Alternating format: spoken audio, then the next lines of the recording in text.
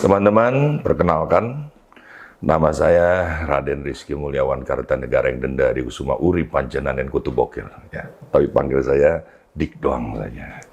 Saya tidak sendiri teman-teman dari channel Rumi Cafe Jakarta. Saya punya seorang sahabat lama sebenarnya, tapi sekarang dia menjadi guru saya. Ingatannya tajam dan kuat sekali. Waktu itu 2008 saya berjumpa dengan Syekh Maulana Hisham Kabani. Saya tidak tahu dia siapa. Saya terpanggil oleh cahayanya saja. Lalu saya duduk bersanding dengan beliau. Saya tanya beliau itu siapa. Dia menjelaskannya, Masya Allah. Sekarang saya duduk berdampingan tapi tidak lagi di bawah ubin tapi di atas bangku. Ya. Karena hari ini kita akan membahas masalah yang luar biasa. Temanya milenial. Milenial itu singkatan, ya.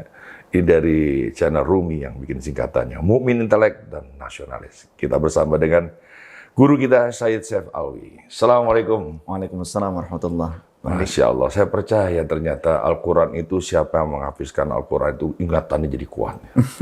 Saya sendiri nyaris lupa itu kalau tidak diingatkan. Luar biasa. Boleh saya mencium tangan? Masya Allah, Masya Allah, Masya Allah. Teman-teman, jangan cuma nonton di channel-channel YouTube ya. Kalian juga harus punya guru ya. Karena mungkin YouTube tuh bisa mengajarkan Anda tentang agama, tapi belum tentu bisa mengantarkannya. Apa kabar? Alhamdulillah. Aku mau Syed aja. Baik, silahkan apa saja. Bebas. Dengan sahabat apapun. Siap ya. Sehat terus, apa nih rahasianya? Yang terpenting husnuzon kepada Allah, kepada sesama. Jangan terlalu membebankan kehidupan dalam jiwa kita. Luar biasa. Iya, di masa pandemi ini yang obat paling pertama itu jangan berprasangka buruk kepada Allah ya. Iya. Agar kita seolah-olah akan kena virus corona ya. Karena kata Rasulullah juga, nahnu biqadri abdi bi, itu sebetulnya ungkapan Allah dalam hadits qudsi. Kata Allah, aku tergantung prasangka hambaku kepadaku. Sugesti itu penting sekali. Luar biasa. Iya, termasuk ijabahnya doa di dalam kitab Jawharul Ilmah, asyartul ula fi ijabati doa taqunu. Syarat pertama di ijabahnya doa keyakinan. Jadi keyakinan kita harus kuat kepada Allah. Ketika kita kepada investor saja harus punya keyakinan, apalagi kepada Allah Ta'ala. Benar teman-teman, tadi kita makan bareng, terus minum, ya seperti air yang kita beli di sembarang tempat. Tapi beliau tadi menyematkan doa agar air itu berubah menjadi air zam-zam. Gimana doanya tadi? Salamun alaika min ma'i zamzama. Ada salam untukmu dari air zam-zam yang terkasih. Wah, luar biasa. Ini belum masuk tema udah dapat ilmu ya. Air adalah alat perekam doa yang paling canggih di atas muka bumi. Sampai Profesor Masaru Emoto itu membuat sebuah penelitian bersama Isibasi Matsusida dan teman-teman yang lain. Salah satu wakilnya itu atau asistennya itu orang Tasik ternyata. Ya, kebetulan jadi asisten dosen ketika di Jepang. Nah, sampai-sampai penelitian itu meneliti khusus tentang air di berbagai negara. Ketika air itu beliau coba ambil dari sebuah telaga yang sudah terkena oleh limbah, sebelum didoakan, kemudian beberapa saat kemudian, dia berdoa dengan ala bahasa mereka, bahasa Jepang. Diambillah sampelnya, ketika dikristalkan, kalau yang belum didoakan, itu tidak membentuk heksagonal yang bagus. Yang sudah didoakan, beda detik saja, itu membentuk kristal heksagonal. Masya Allah. Mudah-mudahan teman-teman yang menyaksikan channel ini juga pikirannya tidak lagi membeku ya. Tapi mencair seperti air zam-zam yang menghidupi. Ya. Sebetulnya kalaupun teman-teman yang non-muslim, mereka mungkin tidak mengerti dengan bahasa-bahasa yang tadi. Ucapkan saja, kita bahasa-bahasa. Cinta, sehat ya. Seperti itu. Oh, pakai bahasa ibu kita. Bahasa kita saja. Begitu. Cinta, sehat ya. Kuat ya. Ketika kita mau meminum, air tersebut akan menyerap resonansi yang ada di sekeliling kita. Luar biasa. Makanya manusia terbentuk dari 70% unsur air. Betul. Rasulullah melarang kita menyebut mereka, termasuk anak-anak kita dengan sebutan yang buruk, atau menghardik mereka ketika kita kesal. Ketika kita kesal, ucapkan yang baik-baik saja. Seperti Syekh As-Sudais, ketika kecil, bandel. Ya maklum, kalau bandel anak-anak wajar. Yang enggak wajar itu sudah tua bandel. Gitu. Waduh, nyindir. Nyindir. Sampai di sini aja. Ya, ini kita akan mungkin di antara kalian, ya ini fenomena milenial secara demografi kan ini batas umurnya dari 2016 sampai 2021. Takutnya ini terlalu milenial, terlalu digital, jadi lupa akan air yang mengkristal tadi itu. Ya. Dan sebagian lagi adalah generasi Z. Ya. Kita akan bicara ini nih, Bib. Baik. Secara umum ya, kita melihat milenial itu seperti apa, Bib? Kalau menurut Kok jadi Habib ya? Said lagi. ya, nggak apa-apa. Itu kan sebetulnya istilah itu disematkan oleh seorang sosiolog ya, Carmen Heinz. Itu beliau tahun sekitar 1923.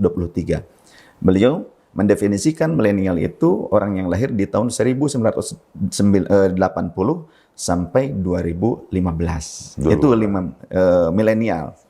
Yang setelah itu namanya generasi Z atau Alpha. Mereka itu punya titik kesamaan, yakni orang-orang yang hidup di kemudian waktu yang di akhir-akhir ini, akan tapi juga ada beberapa hal yang berbeda di antara mereka.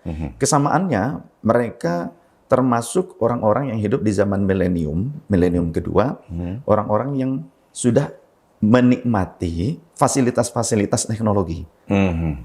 Serba teknologi, apapun. Belanja, berdagang, teknologi. Serba kartu, gadget gitu. Cuma memang yang generasi Alpha ini, yang generasi Z itu lebih familiar sejak dini. Kalau yang generasi milenial berarti kisaran kalau sekarang itu sekitar dari rentang umur 26 tahun sampai 41 tahun kan. Itu milenial. Iya, itu milenial. Kalau kelebihannya apa sih, Bib? Kelebihannya kalau milenial itu mereka senang bersosial, senang berkelompok, kerjasama, begitu. Tapi kalau generasi Z atau Alpha, mereka cenderung lebih individu. Bahkan ketika bekerja pun mereka ingin menyelesaikan sendiri. Itu kalau dari generasi Z. Ya. Karena mereka sejak kecil sudah sudah disuguhi dengan gadget, dengan peralatan, dengan media. Sehingga kadangkala kita sudah tahulah, sudah bukan rahasia umum lagi. Ketika sudah berada di gadget itu menjauhkan yang dekat, mendekatkan yang jauh. Ya, betul. Maka dia ada kelebihannya kalau generasi Z itu, generasi Alpha, dia bisa mengerjakan multitasking. Multitasking, dia mengerjakan berbagai hal dengan cepat, akan tetapi kelemahannya, dia hidupnya seperti robot. Seperti robot. Dan lebih cenderung pragmatif. Lebih pragmatif. Masih mending yang milenial. Milenial walaupun pragmatif tidak seperti yang generasi Z atau Alpha itu. Karena yang milenial masih senang dengan sebuah community. Makanya kita bisa lihat juga dari sosmed mereka. Kalau yang milenial itu ke friendship gitu kan. Seperti Facebook, yang lain sebagainya. Tapi kalau yang anak-anak yang generasi Z itu lebih yang ke pribadi. Pribadi ya. Ya. Nih teman-teman, saya baru tahu nih ya, ternyata 26 sampai 40 ya. Ya. Berarti mereka masih merasakan permainan tradisional ya. Masih. Ya, tahu dong galasin dari lapangan bulu tangkis ya. Iya. Begitu kita masuk ke satu garis, kita tidak lantas masuk ke garis yang lain, tapi menggoda musuh kita agar teman kita masuk ya. Betul. Jadi permainan tradisional itu lebih mementingkan kebersamaan. Kebersamaan. Ya. Jadi ada nilai positifnya di generasi milenial itu, mereka senang membuat sebuah teamwork. Apa yang kurang dari generasi milenial, Bib? Lebih detail kita, Bib. Yang kurang dari mereka, kemungkinan ketika mereka memasuki masa-masa gadget, mereka juga sudah memasuki masa gadget di rentang umur itu, banyak yang terpengaruh. Banyak yang terpengaruh oleh budaya-budaya yang tidak mengedepankan kerjasama. Nah, sebelum mereka terpengaruh oleh gadget, oleh media, mereka masih menggunakan cara-cara ketika mereka kecil yang diajarkan oleh orang-orang tua mereka, lingkungan mereka. Kebersamaan, kerjasama, tepok siliro, bagaimana kita menghormati satu sama lain. Itu nilai yang positif yang mereka masih bisa dapatkan dari orang-orang tua terdahulu. Transformasi ilmu itu masih mereka dapatkan. Wow. Ini pertanyaannya lebih gimana ya? Tolong jangan di komen ya. Ini pertanyaan dari lubuk hati. Ketika ada orang yang ingin menjadi kekasih Allah, ingin menjadi wali Allah, tapi kerjanya main HP, diabaikan hatinya.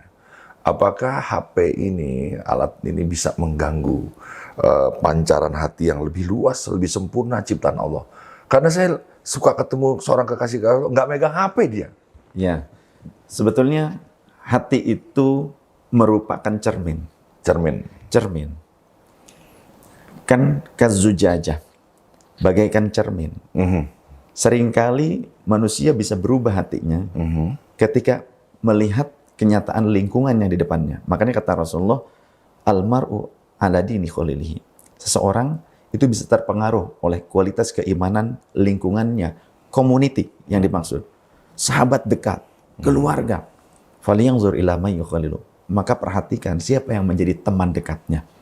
Jadi hati itu bisa berubah. Hati itu bisa berubah. Oleh karenanya, seringkali manusia berubah kolbunya itu berawal dari pandangan mata. Makanya ada istilah dari pandangan mata turun ke hati. Jadi mata ini seringkali mempengaruhi. Sehingga banyak ulama-ulama, wali-walinya Allah yang mereka dalam kondisi buta, tapi mereka bisa mengarang kitab. Imam Bukhari, Imam Al-Haddad, kemudian Habib Umar Al-Attas. Mereka secara fisik tidak melihat. Tapi kenapa kok kitab karangannya banyak? Ketika ditanya oleh muridnya, bagaimana engkau bisa melakukan itu, hai Imam? Dibelah dadanya dengan menggunakan kuku jempolnya. Itu bukan hanya dulu, tapi sekarang pun sahabat-sahabat saya Nabi ada yang juga bisa. pernah dibelah ya. Iya. Sahabat saya kalau ngoperasi begini, set, dirapetin lagi dengan izin Allah. Beneran. Yang satu di Tangerang, satu Cikarang. Masih ada orang. Masih ada. Pingin saya ketemu. dibelah. Iya, sering operasi orang. Gitu. Yang satu dekat Bandara Soekarno-Hatta tempatnya. Begitu. Yang satu di Cikarang. Itu ngoperasi begitu, dirapetin lagi dengan izin Allah. Nah ini dulu, para wali yang seperti itu membelah dadanya, kolbunya. Ternyata memancarkan cahaya. Dengan ini aku bisa melihat. Cahaya, Bib. Cahaya. Saya pernah dibelah, dites doang. Keluar kupon. Makanya saya nggak mau belah di dada, lebih berantakan lagi. Lotre, isi segala macam, pemujaan, berhala-berhala. Sebetulnya bukan karena gadgetnya, Om Dik. Jadi tergantung bagaimana kita menyikapi segala ujian yang Allah berikan kepada kita. Apapun, bukan hanya gadget, uang, istri, anak. Kalau kita tidak mengaplikasikan titipan Allah itu dengan baik, tujuan utamanya lupa. Tujuan utama itu kan Allah Ta'ala. Karena dia yang telah memberikan fasilitas itu kepada kita. Andai pun ponsel, gadget, IT, apa semuanya, kita gunakan untuk hal yang baik, mencari kebenaran. Dan tetap jangan lupa kita harus punya guru, gitu. Maka itu cuma fasilitas. Terimalah saya jadi. Wah, bisa aja. Itu cuma fasilitas seperti buku kan sebetulnya. Dan buku itu di jendela dunia. Maka gadget, ponsel itu juga jendela dunia. Tapi tergantung bagaimana yang kita baca, apa yang kita saksikan. Iya. Jadi apa ya? Istri tadi, anak, termasuk HP itu perselingkuhan kita dengan Allah ya. Jadi tepat juga beliau mengatakan harus bijaksana menggunakannya. Paling tidak seimbang lah ya. Ya, seimbang. Karena Allah tidak pernah meminta kita seluruhnya apa yang fasilitas Allah berikan kepada kita untuk tujuan akhirat. Tidak seperti itu semuanya. Wabtaghi fima atakallahu ad-darul akhirata wa la tansa nasibaka minad dunya wa ahsin kama ahsanallahu ilaik. Tujuan utamanya jelas, karena kehidupan yang lebih panjang adalah akhirat. Gunakan segala macam yang kami berikan kepada engkau sebagai jembatan, bekal untuk kehidupan akhirat. Cakep. Tapi jangan lupakan kehidupanmu di dunia. Masya Allah. Saya pernah di broadcast dari anak-anak Rumi itu. Nah, kalau pemain bola, main bola nggak ada yang bawa HP. ya, Makanya mainnya konsentrasi. betul. Tapi begitu sholat, HP masih masjid. dikantongin, masih dibawa ya. Gimana tuh Bibi? Yang saya khawatir pas ruku rakaat kedua di WhatsApp sama ceweknya gitu. Kakak lagi ngapain? Ruku rakaat kedua dibalas. Saya pernah begitu, Bib. Saya injek tuh, Bib. Begitu. Ya, injek tuh. Itu. Dulu masih bukan yang ini ya, bukan yang sentuh, bukan Ya, masih masih tombol. Saya buka gini. Allahu Akbar, mendengarkan lagi sholat. Insya Allah ya, saya ngaku aja lah, saya bukan yang terbaik ya. Tapi Allah kan ya Ghafar, ya Ghafur, ya Afuw. Iya, setiap orang kan punya masa lampau gitu. Jangankan cuma begitu. Ada orang-orang yang masa lampaunya kelam tapi malah jadi wali besar. Seperti Sayyidah Rabi'ah Adawiyah. Said ngomongin saya ya. Enggak. Setiap orang punya kesalahan termasuk saya. Ya. Kullu bani Adam khatta'un. Setiap anak keturunan Adam, setiap manusia itu pasti melakukan kesalahan. Tapi wa khairu khatta'in at-tawwabun. Sebaik-baik yang pernah melakukan kesalahan adalah yang mau bertaubat kepada Allah. Kabar gembira tuh buat teman-teman yang suka melakukan kesalahan ya. Ya. Ternyata seorang wali itu bukan orang yang sempurna lahir batin. Bukan nabi, bukan rasul. Iya betul. Kalau nabi dan rasul nggak Maksum. pernah melakukan kesalahan ya. Ya. Tapi kalau wali sering. Gitu ya. Nih lagi Said. Mukmin banyak di atas muka bumi ini. Di Indonesia apalagi yang mengaku mukmin luar biasa. Terus intelektual juga banyak. Lihatlah di layar kaca itu. Dialog-dialognya kelihatan cerdas banget. Kayak dia lebih pintar dari yang memimpin beliau. Terus juga nasionalis juga banyak. Tapi ini yang menggabungkan ini seperti Syed ya. Jarang ya Syed ya. Mungkin ada sebetulnya. Cuma mungkin tidak muncul di publik. Ataupun kita yang belum kenal dengan mereka. Saya yakin setiap generasi ada orang-orang terpilih dari Allah Subhanahu wa taala. Namun memang perlunya ada ukhuwah. Adanya silaturahim. Silaturahim. Ya. Sehebat apapun kalau per orang tidak ada persatuan, maka hancur. Lumpuh. Enggak, soalnya orang kalau udah belajar agama, politik nggak penting. Begitu, Yud. Jangan begitu. Justru kalau orang-orang yang mengerti tentang hukum Allah, tentang tujuan kebijaksanaan, yakni orang-orang yang dekat dengan Allah. Mereka tidak terjun di pemerintahan. Lantas nanti yang akan memerintah itu siapa? Al-Imam Abi Hasan Asyadzili, perlente. Kalau istilah sekarang, jamnya Rolex, gitu kan? Borju lah ya. Borju, gitu. Kereta kudanya itu bertahtakan permata dan emas. Wah, Rolls Royce lah. Oh, Rolls Royce, seperti itu. Dan beliau itu pakaiannya bagus-bagus. Pakaiannya bagus-bagus. Bermerek branded. Sase lah. Ya. Dan branded. Dan beliau itu menjadi penasehat raja. Wow. Jadi one team press, kurang lebih seperti itu. Ada seorang wali yang mengutus santrinya untuk datang khidmat beberapa saat kepada Al-Imam Abi Hasan Asyadzili. Beliau itu ya dikenal orang kaya, perlente. Kemudian kata sang guru yang di pesantren, yang di pedalam, yang di kampung, ke muridnya, kamu khidmat kepada beliau, dan setelah beberapa waktu kemudian nanti kamu pulang, sebelum pulang mintakan nasihat kepada beliau untukku, kata sang kiai. Beliau khidmat ceritanya, udah berangkat khidmat. Bingung tuh santri melihat kok ulama seperti ini, seolah-olah hubud dunia. Perlente pakaiannya, megah, kaya, mewah, dekat dengan penguasa pula, gitu. Lantas karena tetap dia menuruti perintah guru, ya ikuti terus. Terakhir pas mau pulang, beliau coba mendekat kepada Imam Abi Hasan Asyadzili, bertanya, dan sowan mau pulang, minta izin mau pulang, tapi ada permintaan dari gurunya, jika mau pulang, mohon nasihat apa dari Tuan Guru untuk kiainya. Kata Imam Abi Hasan Asyadzili, sampaikan kepada gurumu, jangan mikirin dunia terus. Makin bingung tuh santri. Gurunya zuhud, pakaian aja tidak punya banyak. Kehidupannya, makanannya. Nasihatnya begitu. Sedangkan yang terlihat secara zahir, yang bergumul dengan dunia itu Imam Abi Hasan Asyadzili. Nah, kenapa kok nasihat kepada gurunya jangan mikirin dunia terus? Apa nggak kebalik ini gitu? Tapi karena manut kepada guru, ya sudah diterima saja. Sambil bingung sepanjang perjalanan sampai di gurunya, dia cerita demikian. Kemudian gurunya tanya, apa nasihat beliau yang terakhir untukku?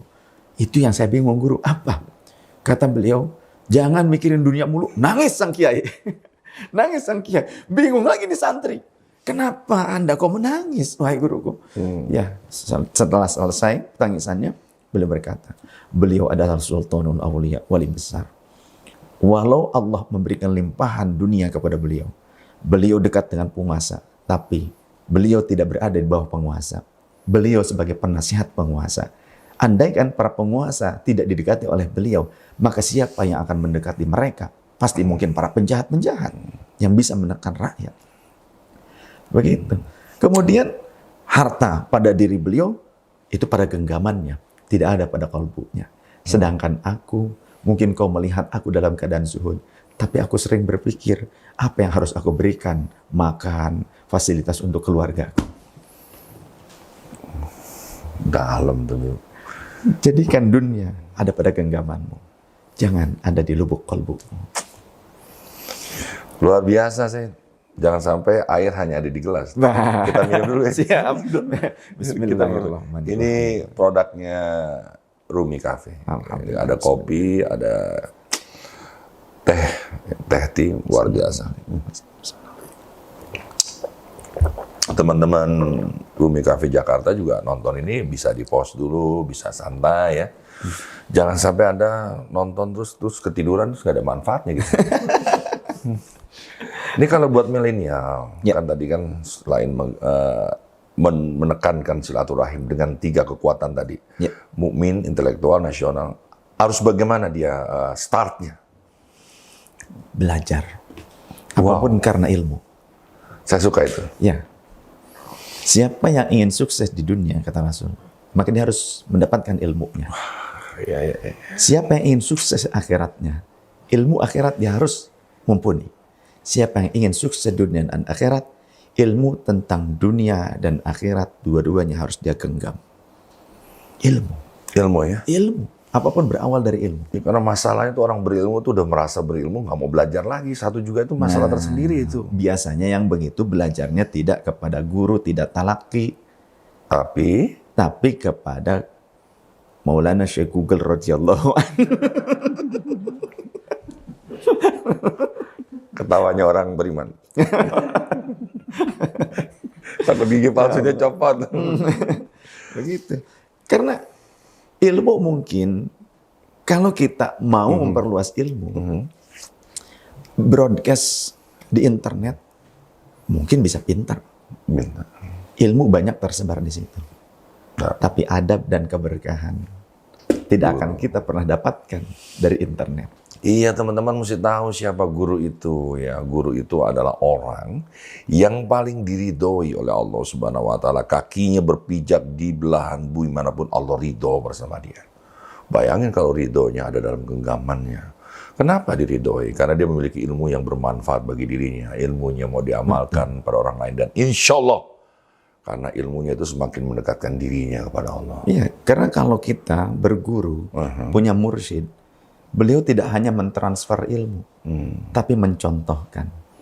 Karena kalau kita mempelajari hanya sebatas tekstual, bisa salah. Kata Imam Ma'ruf Al-Ghurhi, "Man ja'ala kitabahu syaikhun faqad kathura qalatuh." Siapa yang menjadikan buku bacaannya sebagai gurunya, pasti banyak salahnya. Dan itu nyata. Betul. Jadi, ketika kita membaca sebuah teks dalam sebuah kitab, kalau salah, kalau tidak punya guru, itu bisa salah. Seperti contoh, dalam Al-Quran saja. Banyak orang sekarang yang belajar dari internet kemudian merasa paling benar, paling pintar, dan menyalah-nyalahkan ulama. Dia mengutip sebuah ayat, wa allaisa lil insan illa ma sa'a. Setiap manusia tidak akan mendapatkan reward apapun kecuali apa yang telah dilakukannya. Jadi, hadiah pahala dari orang lain yang menghadiahkan bacaan Al-Fatihah, sholawat, doa, sedekah, tidak sampai katanya. Ayatnya memang ada dalam Al-Quran. Dia kutip ayat itu, tapi salah faham. Kalau istilah Sunda, punten-punten, jika monyet ngagugulung kelapa. Seperti kera yang terus memutar-mutar kelapa, tidak tahu isinya. Tidak bisa sampai saripatinya. Yes. Ya, cuma diputar-putar saja kelapa, digelondong-gelondongin saja. Kelapanya tahu seperti itu, kelapa itu betul buah kelapa. Tapi dia tidak akan pernah merasakan rasanya saripati air kelapa tersebut. Nah, begitu pula dalam belajar. Jadi ketika kita belajar, harus dengan guru. Seperti tadi ayat Al-Quran tadi, wa allaisa lil insani illa ma sa'a. Ayat Qurannya betul, mungkin dia juga hafal, tapi tidak tahu substansinya. Karena perlu banyak cabang ilmu yang dipelajari. Harusnya dia baca dari ayat ke-36. Surah An-Najm yang tadi 39, huruf pertama waw. Huruf waw itu merupakan huruf ataf. Huruf atop itu tergantung maktuf alihnya. Berarti ada korelasi dengan ayat-ayat sebelumnya, ada kakaknya. Dari ayat 36 kita baca, am lam yunabba bima fi suhufi Musa wa Ibrahim alladzi waffa alla taziru waziratu wizra ukhra wa allaysa lil insani illa ma sa'a. Kita baca dari ayat itu kita faham. Apakah kamu sudah membaca apa yang ada di dalam suhufnya Nabi Musa dan Nabi Ibrahim? Jadi ini ketetapan syariat untuk umat Nabi Musa dan Nabi Ibrahim. Walau ada di dalam Al-Quran, ini tentang hikayat. Begitu. Asik ya, ilmunya sudah menjadi cakrawala ya. Dan beliau sebelum podcast nih di Rumi Cafe Jakarta, kita ngobrol. Siapa beliau? Ini kayaknya mesti satu bab tersendiri sih. Menarik banget cara dia menuntut ilmunya, tapi saya rahasiakan. Saya akan buka tentang pencarian dia kepada guru-gurunya, tapi jangan lupa di-share dulu nih ya, di subscribe. Subscribe, subrek.